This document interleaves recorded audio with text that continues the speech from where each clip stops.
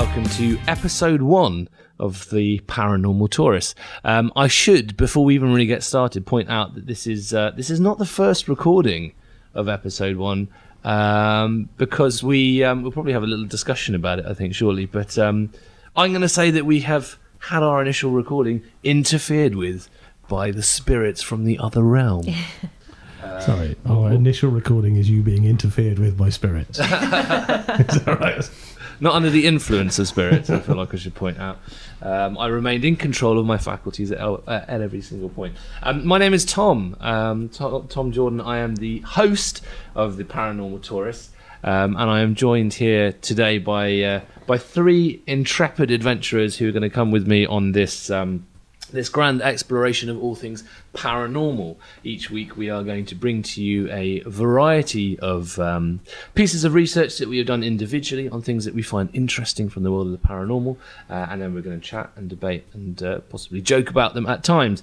And from time to time we will bring you special episodes where we are subjected, some of us more than others, to experiments and additional adventures. We'll get to that in just a moment. So joining me today, I have Danny Magellan. Say hello, Danny. Hello, Danny. Very funny. Sam Bean, say hi. Hi. There we are. Straightforward instructions are sometimes the best. And we are also joined by paranormal expert Ross Andrews. Hello. Very nice. Okay, so we should probably introduce ourselves a little bit before we carry on and before we talk about the spectacular paranormal experiences that we've already had recording this first episode. So my name is Tom. I'm going to consider myself a reluctant skeptic, which is a term I have just made up. And what I mean by that is I have been a consistent enthusiast of all things paranormal since my days of being a small child, which are now long over. Thankfully I can reach all the stuff at the top of the cupboard. I spent many hours reading from my favourite tome, the Amazing Spooks and Mysteries book that I feel like I should say came into my possession mysteriously as a child, but I'm sure it was bought for me by a relative. Mysteriously wrapped. Mysteriously left, with my name attached to it. Wow. How did they that's the extent of my paranormal experience. No, but I have a huge interest in the paranormal, but to this day I can't call myself a believer, although I'm very, very happy if somebody is able to change that for me. Danny. Yes. Hello. Introduce yourself. I am Danny, and I don't know whether I'd call myself. I sort of maybe the stopgap in between believer and skeptic. I have a healthy dose of both. One could say a tourist. One could say a tourist.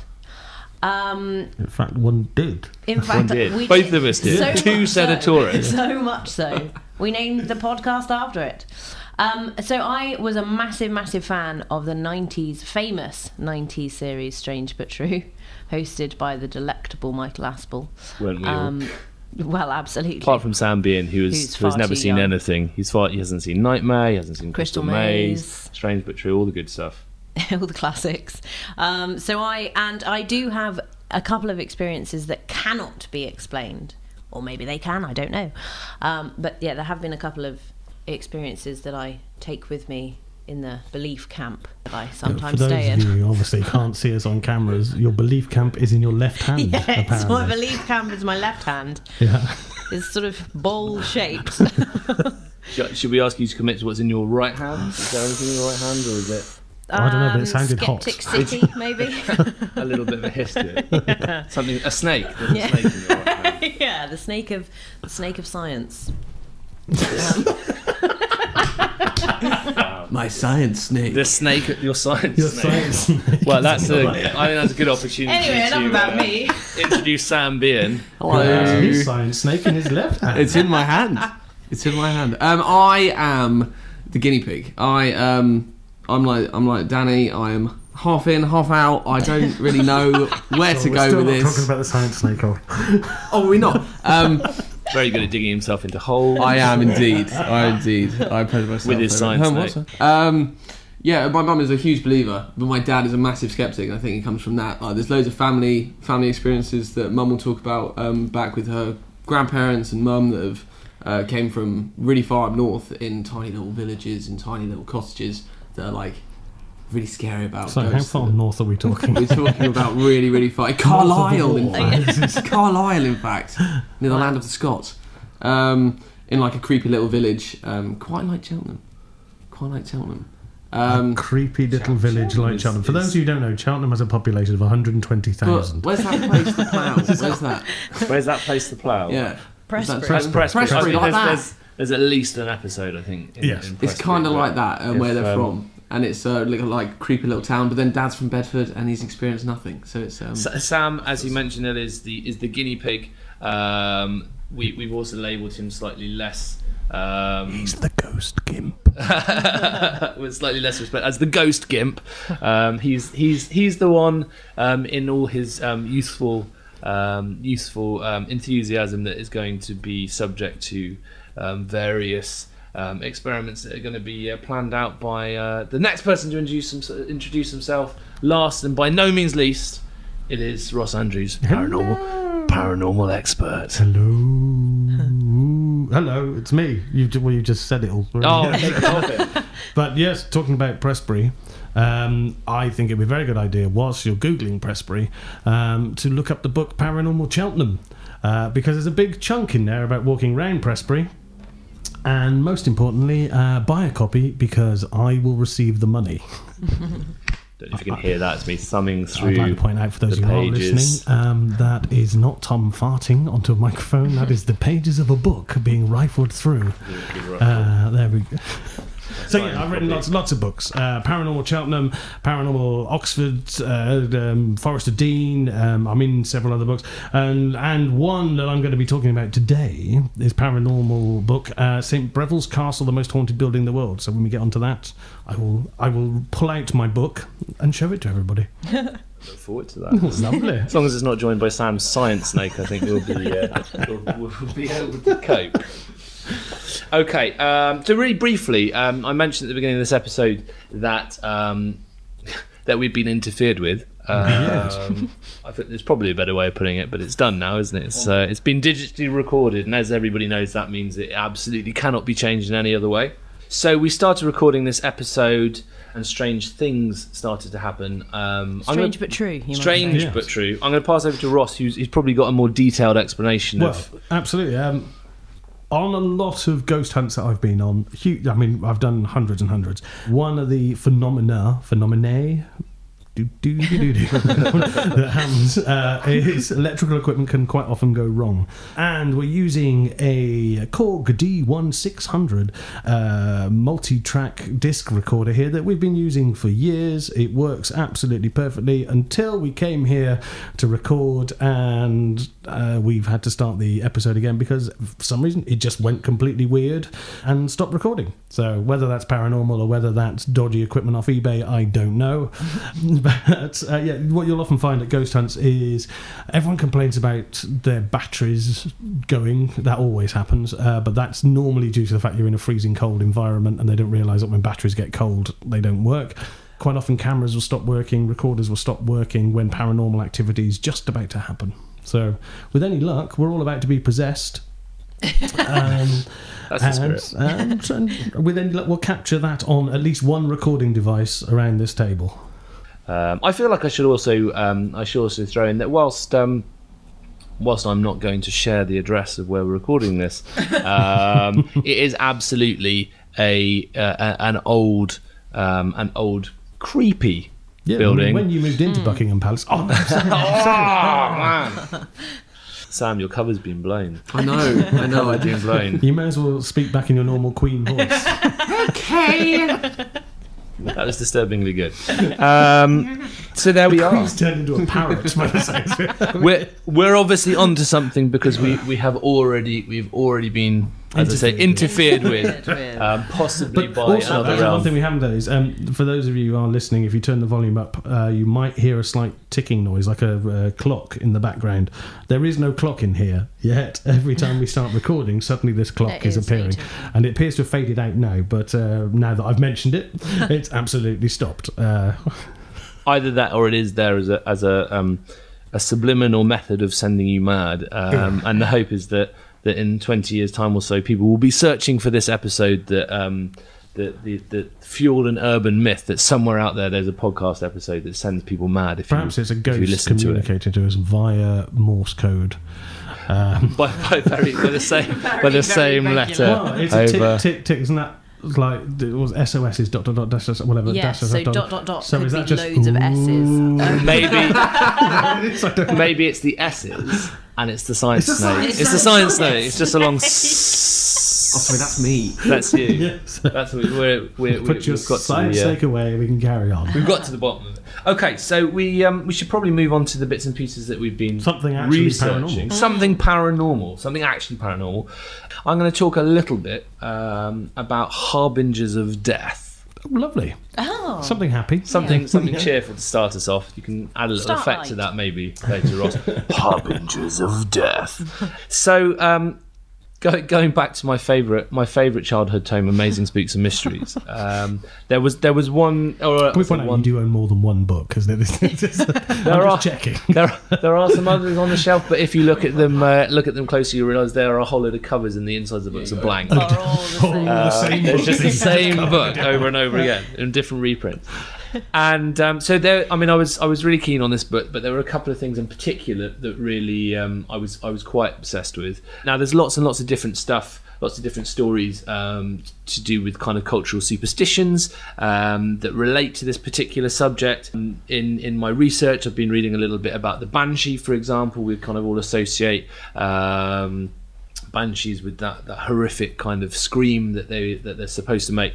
But actually something I wasn't really aware of is that the sound of a banshee is supposed to tell you that somebody, and Ross can probably correct me on this, that somebody you know is likely to die. Not likely to be yourself, but someone close. Somebody close, really? which in many ways is worse, I would say.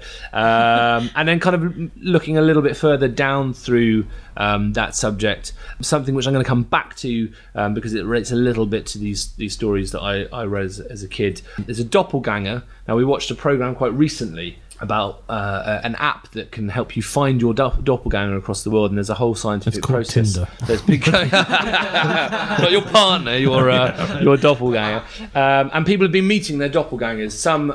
Some meeting face to face and realizing they really do look like each other. If you look up, I think it was on Channel 4 or something like that. If you look up these programs, there are a couple who definitely they come face to face, and in reality they look to the same kind of in one photo, but in actual fact they look nothing like each other. But actually, legendarily, is that a word? Why not? Legendarily, I've just coined it. Then it becomes a word. Just coined it. That's Shakespeare did it over and over and over again. I've just coined it. But legendarily, if you were to meet your doppelganger, it was a sign that you were going to die. Wasn't it one of you is going to die? One of them is one assumes they're that. both going to die. Or what it means is you've no idea what a mirror is. Yeah. Well, interestingly, If you walk into it, you might die. Interestingly, one of the stories that actually comes up relating to that is to do with Abraham Lincoln, and I met this one particularly from my skeptic side, which is apparently he. Not long before he died, there's more to it, so bear with me. He saw himself in the mirror. I mean, that's a relatively straightforward process. Saw two of himself in the mirror. Well, no. What it was that was particularly, on and the I front don't know, page maybe of the he mirror. had, maybe he had a particularly bad night. But apparently, what he saw was himself in the mirror, but looking very different to how he did in real life. So he was incredibly pale. And he looked gaunt, and he looked. Well, this actually is going to link into an experiment we're going to do on Ghost Gimp at some point, which is then called scrying, where you can look into a mirror and your reflection isn't what you physically look like there and then.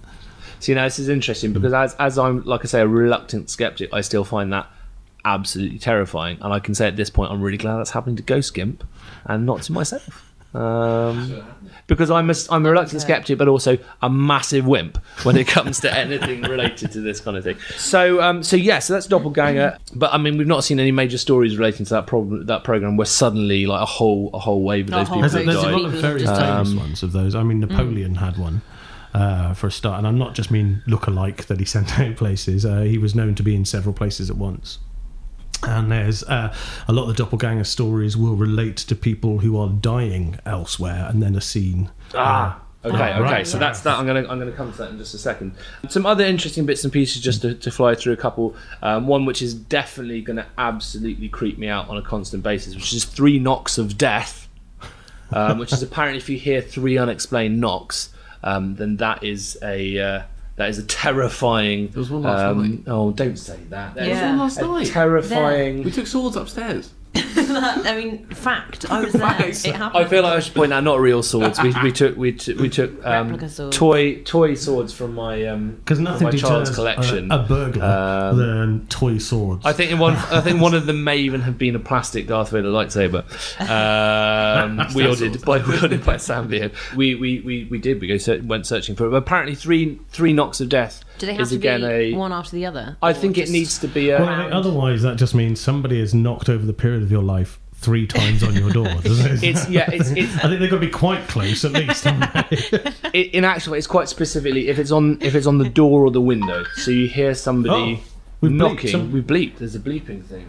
Is that a knock? I don't know how that's bleeping because that phone isn't actually. It's telling you that it's somebody's birthday. Well, I don't see how because that phone doesn't. Right, we're recording on a phone as well, but that phone doesn't have a SIM card in it or anything. It's just used as a recorder, so I have no idea why that's bleeping. Oh my goodness.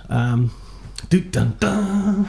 Is that a The knock? plot thickens. Okay, so 3 knocks of death. I If said I there's was another going to. 2 beep beep beeps on my Then phone. we're gonna like Actually, the it digital went version. da-da-da, didn't Yeah, it? That was it. That was the 3. That's the 3 knocks, That's the modern day version. but it's not my phone. So 3 I'm like- bleeps of 3 death. texts of doom. and there's various animals. In fact, one of these did very much relate to. One of these related to this book I used to read as a kid to the extent where I randomly, really completely out of the blue, went up to my dad while he was doing the washing up or something like that when I was about 10 and I don't know made if anyone him. can hear in the background. There's An a siren going ambulance. past. Perhaps They're coming that relates for to me. our 3 That's tweets it. of Yeah, doom. there. Yeah. And I went up to my dad and made him promise on the spot with no explanation that we would never go abroad at Christmas. Right. Because I'd read this story about, and I can't, unfortunately, I can't find any of the additional stuff about this online, but about a bull, as in moo but angry. Ooh, there Thank we you for go. that. None of us you knew are- what you were talking about. I'm a bull. There we go. There's the the angry confusion. It's the confusion on movies. Sam's face. I've always wondered that- what they were called. I've always called them the angry movies. That's all my life. Angry movies, along with the science steak. There's a whole range of T-shirts coming out here, I think. And apparently it appears on Christmas Day somewhere in Texas, and if you see it, then you are going to die. So right, this is an angry moo beast. An angry that moo appears beast. in Texas. In Texas. The home of angry moo beasts in America. I think there was So something you didn't want about to go it. away for Christmas? I mean, I'd just avoid Texas. Well, look, I mean, I was That quite well-known young. This Christmas was destination. it was terror. I was frozen with terror. I wasn't thinking straight.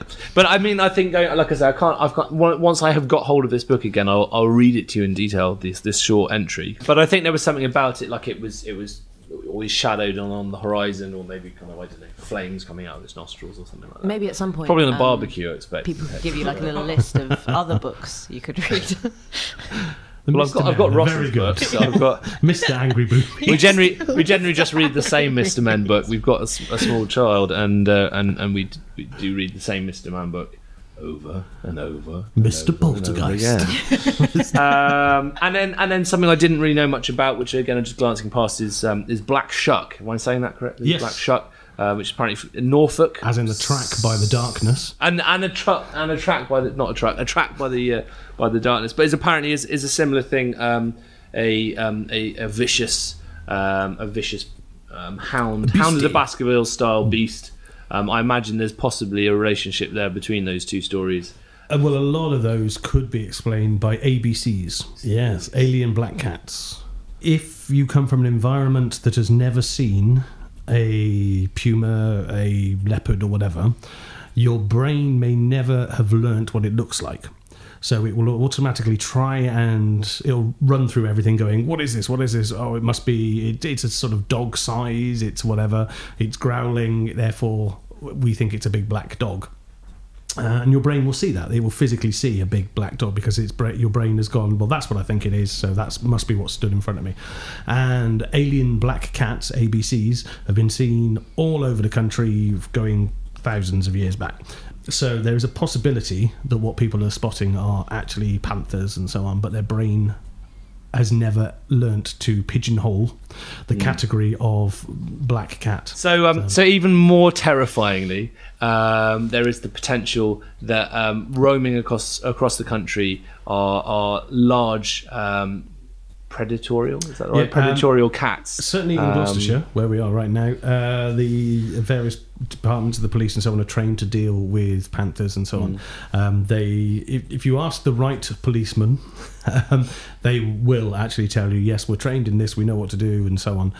If you ask the wrong one, they'll go, don't be ridiculous, they don't exist.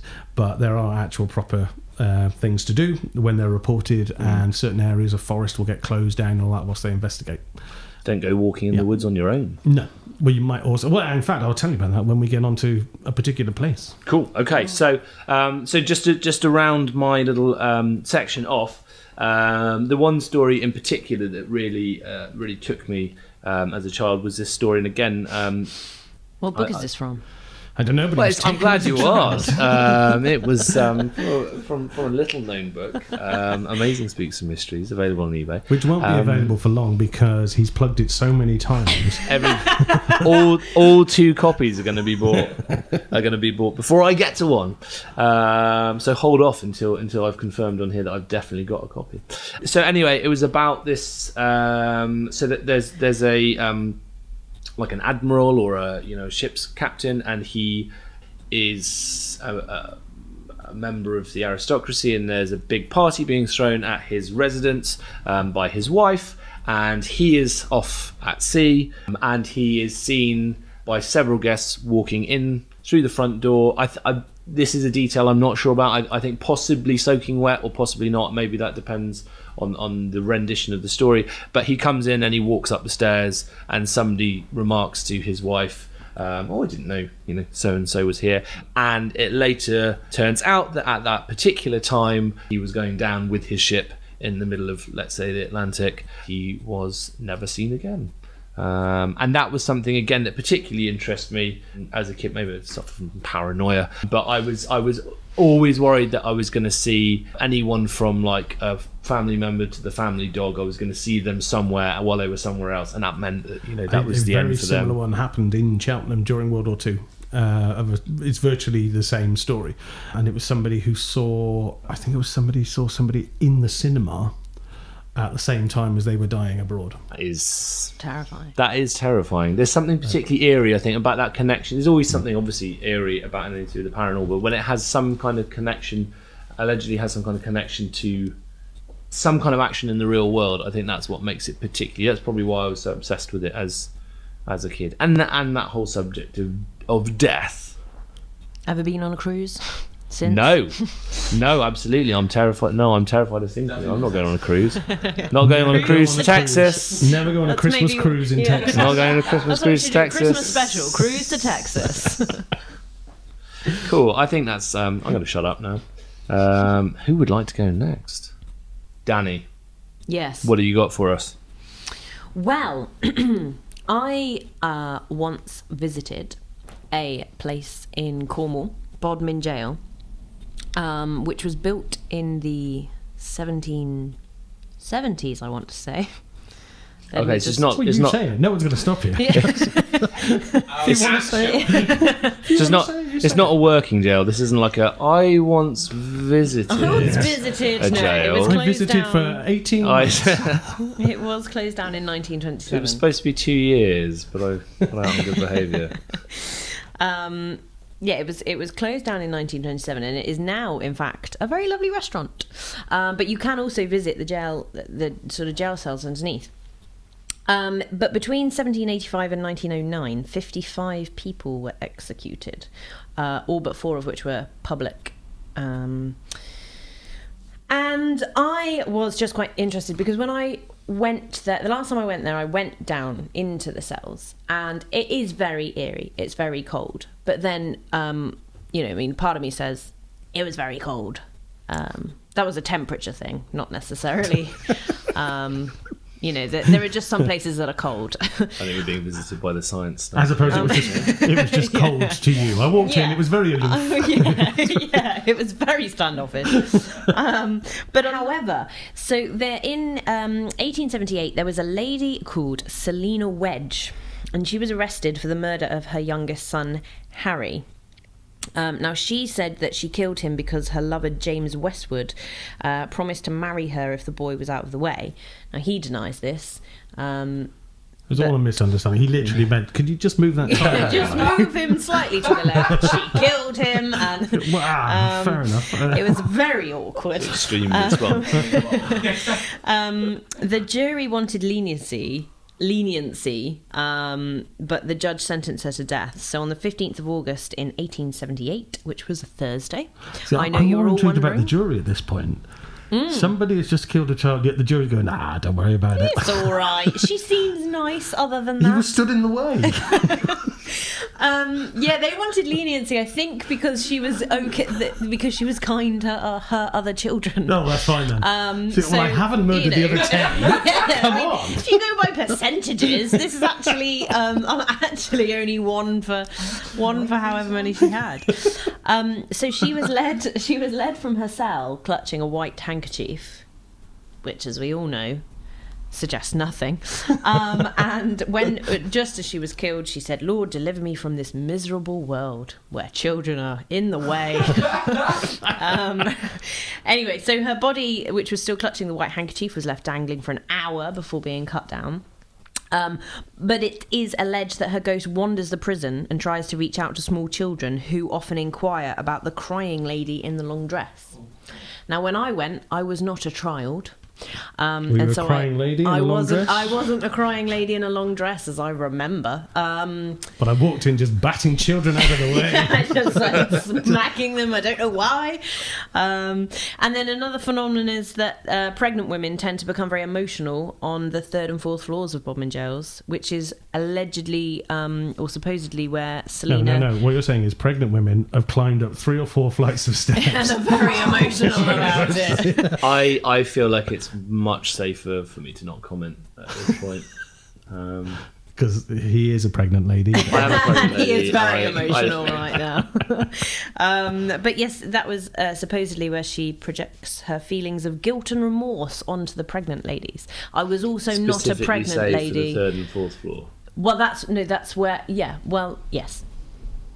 Because the 1st floor is, where she chilled. She's very efficient. That's where she darned her white handkerchief, so they don't get any. I was waiting for the white handkerchief to have a more prominent part in the haunting. Yeah, I think it caught me because I thought, oh, you wave a white handkerchief I was when you're expecting, surrendering. is this a ghost puppet or something? Yeah. That's Harry. That's the little boy. I've gone straight in my head for a practical solution, which Right. is simply that I imagine if there's a white handkerchief, then that's probably just more visible. So if what Yes. people see is they see a white handkerchief, and Yeah, well, what Children see the there crying is a lady. theory to do with ghosts fading over time, and there's a thing like with the stone tape theory where the environment records something that's traumatic. So say this woman was in there crying her eyes out with a bright pink handkerchief.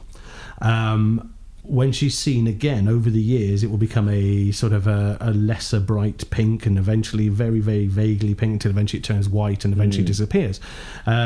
And a lot of ghosts of screaming women running down a corridor, for example, turn into a fading thing until eventually you just hear them, and then you just hear the footsteps, and then eventually it disappears altogether.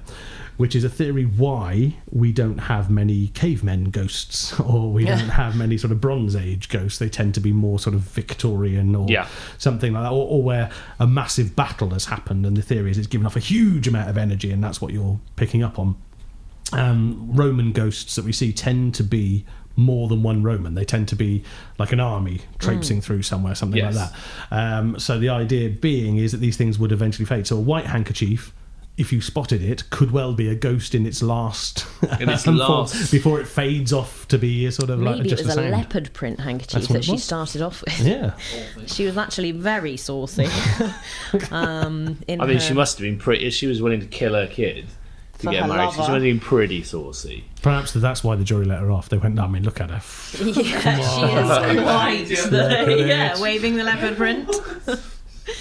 I have more children I could kill if any of you want to marry me. Oh dear. Such bad taste. Now, Bodmin Joe has yes. had a lot of ghost hunts and things going on there. And at one point, I think they even used it as a nightclub as well. Oh, did they? back in I its only history. knew. I've been Yeah. to there as a restaurant. I think they have, and there was definitely a bar. That is But I had a Diet Coke, so it I wasn't can't the remember most much about this, exciting. but there was definitely There a bar. was definitely a bar. that is the environment for a 90s British slasher film. Yes. The Absolutely. haunted, Well, I think the most haunted Execution crew Most was in Haunted- there. it's a very Execution famous Field episode Jail. of Most Haunted because it's the one where Kieran sort of let it be known to various members of the crew, not to Derek, because Derek Akora, for those of you who don't know, very good psychic medium, and I say very good in the fact that he's very entertaining. He let it slip that there was a spirit there called Creed Keffer. Yes. Is this the anagram of Derek Faker? Which is an anagram of Derek Faker. And that's the episode where that one happens in Bodmin Joe. Oh my goodness! So I knew about that, and I hadn't connected the two. I'm excellent at research. Subtext. You're better than Derek Akora. Put it that way. Yeah, So- quite. You're also very modest. It's worth pointing out there. I think. Thank you very much. But yes, I But thought it was quite a spooky. I did. it think is was a open to the spooky public. building. It is open to the public, Which is the whole point of and they do a Paranormal lovely Tourists. lunch. You can go there. You can go. Yes, there, you and can maybe visit we yourself. will. And on the way, we'll maybe go and see if we can spot the Beast of Bodmin Moor, which is perhaps a puma. Whilst out on Bodmin Moor, please be careful of angry, Angry movies. movies. And we'll send the ghost gimp to chase after them as an experiment. Okay, well, I think that brings us firmly on to Ross's. Firmly. Oh, no, I'm not so sure. Firmly. This Slightly brings us wobbly, I vaguely teetering along on a Excellently led. meandering onto to Ross's section of Yes. research. Right, well, when we say research, I'd like to point out there's been some fantastic research here so far from everyone around the table. I've done some very lazy research, basically talk about something that I did years ago. That way I don't have to research it, I just have to vaguely remember it. There's a book I wrote, which is still available on Amazon, St. Breville's Castle, the most haunted building in the world.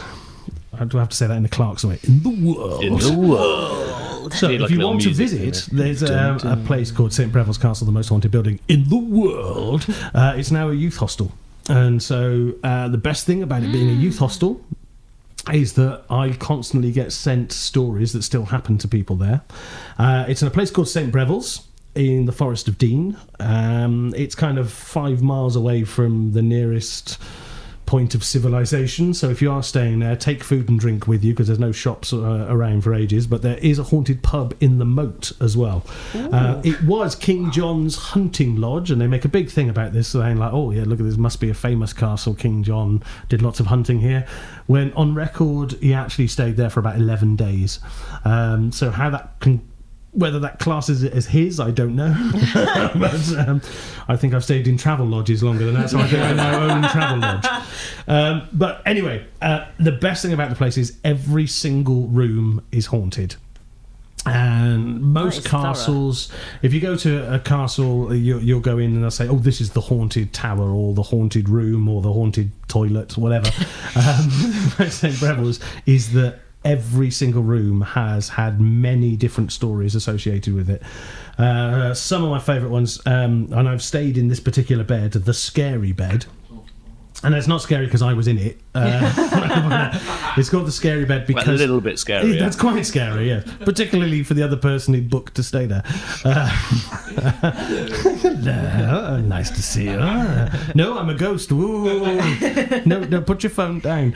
And anyway, people who stayed in this bed quite often have never stayed for the whole night because they got so scared because the sheets were being ripped off them in the middle of the night. And one guy... Not by Ross. Not by me. Not by me. Honest, it wasn't by me. I can provide witnesses to prove I was elsewhere. One person, they went in the next day as they do, to clean the place, and the bed had been wedged up against the wall. And they asked the guy and said, well, why did you move the bed? It's perfectly fine. Why did you do it? And he said, well, it was the only way I could keep the sheets on because they kept being pulled off me all night. And so instead of getting up and screaming and running out, he actually just, it was like, right, I'll gaffer tape the duvet on or something to make sure the ghost can't get me. That's a practical man right there. Yeah. Stubborn, possibly. But there was a couple of cyclists that stayed in there, and they were booked in for a whole week. They left after the first night. And I don't mean like after the first, in the night they actually left. There was one woman who was found at the other end of the castle in the King John's Lounge, as it's known, and she was in her pyjamas and crying, and she wouldn't even go back in the room to pack her bags. The staff had to go in there and pack these bags for her. And that's in the East Tower, and quite a lot of school groups used to book to go there with their classes, because obviously from an historical point of view it's brilliant. And a lot of the teachers wouldn't go into that tower. They'd let the kids stay in there, and a lot of them said because they were getting fed up of the noise, they'd often go in there in the middle of the night because they could hear kids running up and down the stairs and playing and so on. And then they'd walk in there and all the kids are asleep. No one's been up and down. It's blatantly obvious nobody's been doing anything. And then they walk out, and then you could hear the kids running up and down the steps again. I've heard that myself. The very first time I went to that castle, and we went within 5 minutes of being there, we walked into that tower because we were looking for somewhere to film, and the oubliette room was locked. I didn't know this at the time, but we walked up to the oubliette door and we could hear people inside it. We went, oh, that must be an office or something. We'll come back. And so we walked up the steps and looked at the other rooms and then came back downstairs, and then there was no noise. So I knocked on the door and went, oh, no, it's locked. We can't get in. So we went and spoke to the manager who was there, chatting to the rest of the film crew. And we said, can we get the key? Whoever was in the oubliette, they've locked it. Can they let us in? And they went, well, nobody's been in there. And we said, well, there was. We could hear there was a conversation going on in there, and that's why we went to another room. And when they came out, they've locked it. And they went, no, I am the only person here. I have the keys. I haven't unlocked that room, but there's definitely nobody in there because it's only you two and the rest of the film crew have been chatting to me. And so that, I would say, within the first 2 minutes of being in the castle, I experienced paranormal happenings. Now, if you are going to stay there, that's not the only room. Every single room has got something. I was once doing a radio show, and I was in the room above the oubliette, and we had a person in the room above that and a person in the oubliette room. And we're all chatting away because obviously with broadcast, you can't just sit there being quiet. And on this recording, you can hear me saying, oh, and that's, I think it was a woman called Ruth is upstairs, and you can hear her walking about, and you can hear the footsteps as she walks down across my ceiling and her floor, all the way to the front of the castle, and there she is coming back like this.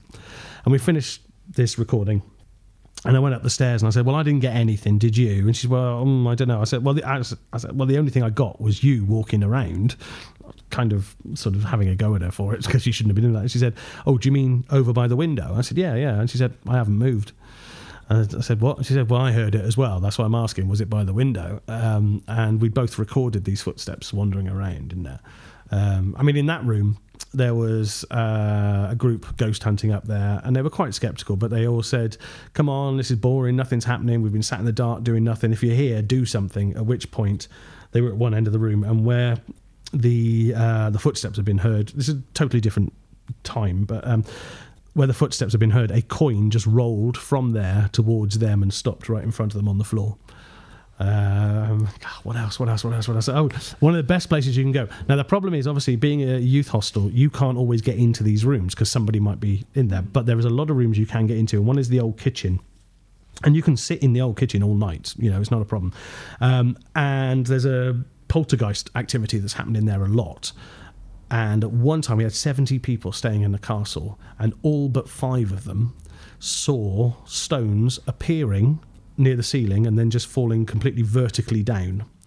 Not sort of ballistic arc or like somebody had thrown them. They literally come straight from the middle of the ceiling and down on the floor. Now, the ceiling, it was a sealed plaster ceiling, so it's not like it's stonework anyway. There's no way anything could appear. And there was a group of 5 people, and they didn't experience anything all night, but they were always in the room next to the thing that happened. And everybody, there were 65 people going, oh, that was an unbelievable night. We all saw this poltergeist activity, these stones getting thrown around. These 5 people going, oh, for crying out loud, come on. And it got worse because they walked off and said, right, well, we're going to go in the East Tower. You lot stay here in this one room. We're all in what used to the refectory room, and we're all in there. So 65 of us crammed into this one room, and they walked off, and they said, right, if you lot are in here, we know it can't be any of you doing anything, and so they went in there, at which point we all heard the furniture moving above us in the chapel. And I'm saying moving, I'm talking like bang, as a table gets dragged across and a chair gets dragged across. Everybody was accounted for. We got video cameras, so we know they were in the East Tower, it wasn't them doing it. And they came back and went, yeah, nothing. And we all sort of went, you going to tell them? So, yeah, one of the most haunted buildings you can ever go into.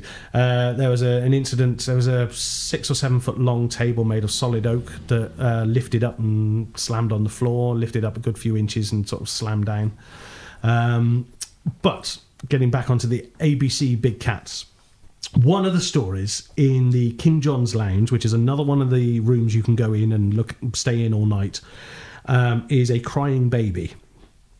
And when they renovated the ceiling there, they found a dead mummified baby above the fireplace. Oh my goodness. And the crying hasn't been seen or heard that many times since, but this was in the 70s, I think it was. But quite often when we do seances or Ouija boards, that kind of thing, in that room, people report hearing crying babies. Now, if you're from a city, you might not realise a fox and even hedgehogs can sound like babies crying. And so we went in there, myself and a guy called Tim, who was a brilliant ghost hunter, and this table getting really excited. They're all doing a Ouija board and they're really excited. And we said, what is it? So we keep hearing the crying baby. And then faintly we heard this noise. And they went, there it is again. And Tim and I went, that's a lamb. No, it's a baby. It's a baby. And we went, no, really, it's a lamb. I'm telling you. It's like, no, it's a baby. I said, no, there's a field over there with sheep in it. It's lambing season. That is a lamb. And they wouldn't believe us. They were determined that they had heard a ghost. And this is a problem with a lot of ghost hunters. If they've decided they've heard a ghost, it's a ghost. Yeah. Right? It doesn't matter what you say. So Tim and I said, look, we've got night vision cameras. We will go outside into that field, film it, right? And we all synchronise watches. And we said, if it makes a noise at the same time as you hear the baby crying, we can prove to you.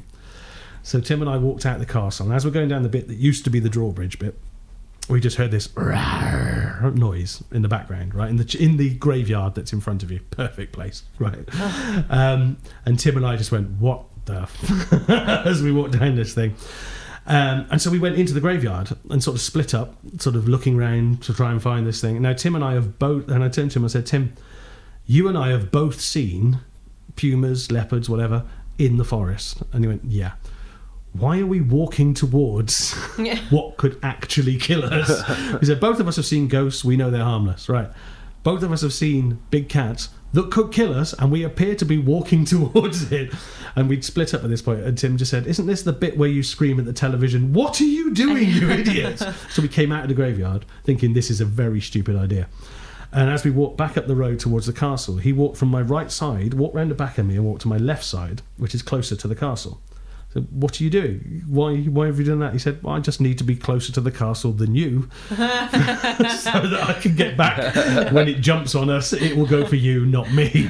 But yeah, phenomenal place. You can go and stay there for the night for about 30 quid. Or you can hire the entire castle for the night. We used to hire it for about £1,500 a night. You'd have bed and breakfast there and everything, do big ghost hunting events there. And I know we are going back there. If you want to have a look at the place, if you go on YouTube and look up Great British Ghost Series 2, St Breville's Castle, you will see me with Michaela Strachan walking around the place telling you some more of these stories. Cool. Fantastic. Amazing. Michaela Strachan. God, I'll try to do that all in one breath. I was trying to get that as quick as possible.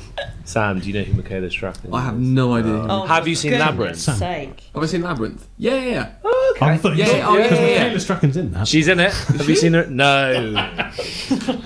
But I will actually, talking about Michaela Strachan, she did possibly see one of the ghosts at the castle because we were there and I started telling her about the ghost. There's a dog And it's a massive dog, right? That people see, and many people have seen this dog, and it's so real looking that people have actually got out of its way to let the dog go past. And we were filming away, and we'd gone into this one room. The old kitchen has a thing called a dog spit in it, which is a big wheel on the wall, and they would put a dog inside it. The dog would run round that wheel with a chain, would sort of turn the meat on the fire. And so I started telling them the story about this ghost dog.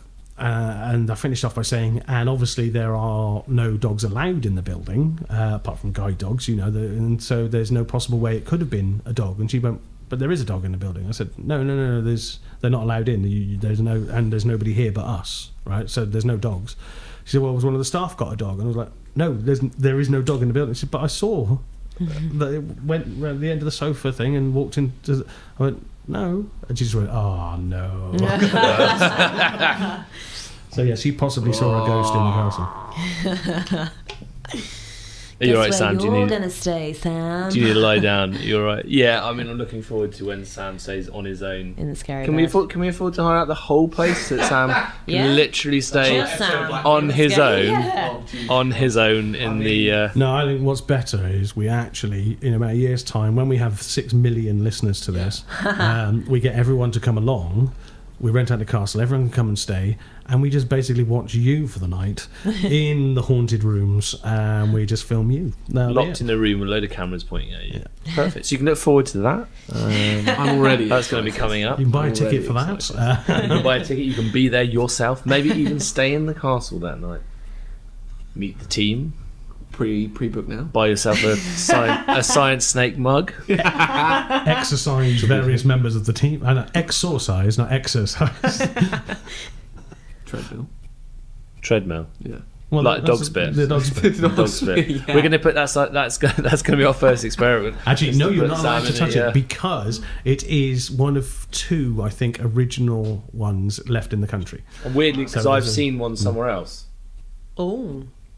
I'm Is it in Was that it in book? Is it an illustration? It was in a dream. Is it in Tom Jordan's diary? I dreamt aged I eight? had.